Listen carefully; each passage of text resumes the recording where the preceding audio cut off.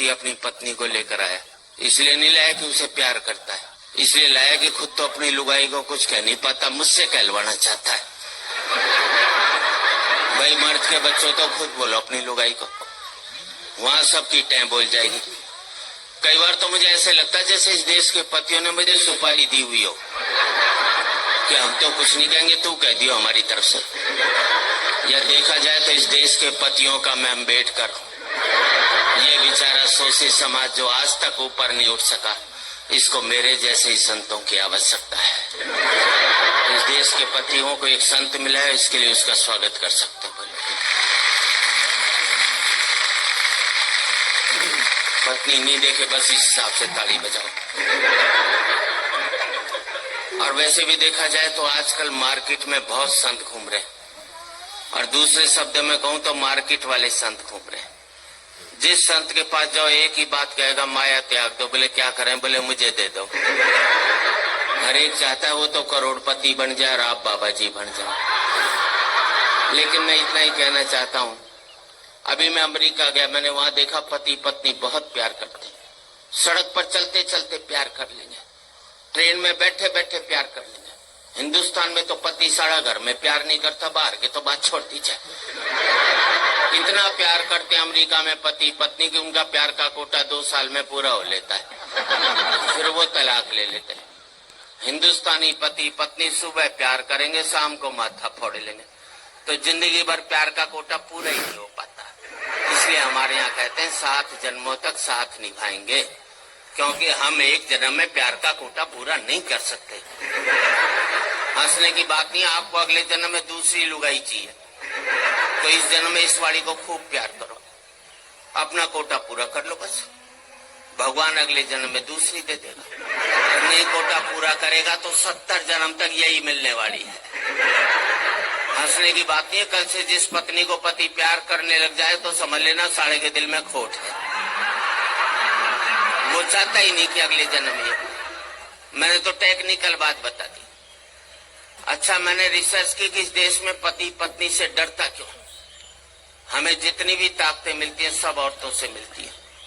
पैसा चाहिए लक्ष्मी जी के पास जाओ, बुद्धि चाहिए सरस्वती जी के पास जाओ, ताकत चाहिए दुर्गा जी के पास जाओ, आदमी के पास छोड़ा क्या? मेरे समझ में नहीं आया। हमारे शंकर भगवान विष्णु भगवान बिल्कुल खाली बैठे, एक पावर नहीं दोनों के पास में, जिसे कहते हैं ना मिनिस्टर विदाउट पोर्टफोलियो। इसलिए एक जाकर बेचारा पहाड़ पर बैठ गया, और कपड़े भी कितने दिए पहनने को, देखो इसे, गले में सांप और डाल दिया। थोड़ी कसर बची थी तो जटा से गंगा और निकलवा दी ठंड के अंदर। पीने को मांगा तो विष पिला दिया। ऐसे में आदमी तांडव नहीं करेगा तो क्या बांसुरी बजाएगा? दूसरे को शेषनाग पर लिटा दिया, वो भी समुन्द्र में दूर दूर तक पीने का पानी भी नसीब नहीं हो सकता। अच्छा, दोनों बेचारे आपस में रोना भी नहीं रो सकते कि एक पहाड़ पर बैठा एक सागर में लेटा है, वरना दुखी पति आपस में बात करके मन हल्का कर लेते। एक हमारी जान को आ गया करवा चौथ का व्रत, पता नहीं लुगाई कब तोड़ दे। इधर व्रत टूटा उधर पति साथ, क्योंकि पति की जिंदगी के लिए रखा जाता है। इस देश में 100 व्रत ऐसे हैं कि पत्नी नहीं रखे तो पति की सेहत खराब हो सकती। एक व्रतशाला ऐसा नहीं बनाया जो पति नहीं रखे तो लुगाई के जुकाम भी हो जाए। तो हम तो बल्ला भी नहीं निकाल सकते। अभी करवा चौथ को घराड़ी बोली सोने का सेट दिला, मैंने कहा मैं तो नहीं दिलाता। बोले व्रत तोड़ू के? अंदर से रोटी ले आई, बोले ला रहा है कि अभी खाऊं? मैंने प्राण जाएंगे ले आया। विदेशों में करवा चौथ के व्रत होते नहीं, इसलिए वहां तलाक हो जाते। अभी मैंने ब्याह की 25वीं वर्षगांठ मनाई, अमेरिका में होता तो 25वीं लुगाई की मना रहा होता, करवा चौथ नहीं होता ना वहाँ। हमारे यहाँ पति पत्नी तो रेल की पटरी की तरह मिलो मत, साथ जरूर चलना पड़ेगा।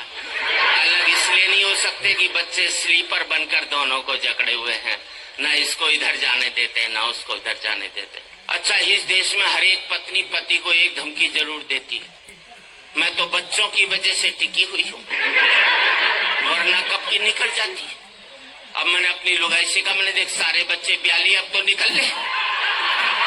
बोले ना जरा पोते बेटे का ब्याह और देख लो, उसने कभी नहीं निकलना। और मैं आप सबसे एक ही बात कहना चाहता हूं, जिन परिवारों ने ये बच्चों के स्लीपर मजबूत रख लिए, वो पति पत्नी इकट्ठे रह गए। जिनके ये स्लीपर कमजोर हो गए, वो पति पत्नी भी अलग अलग।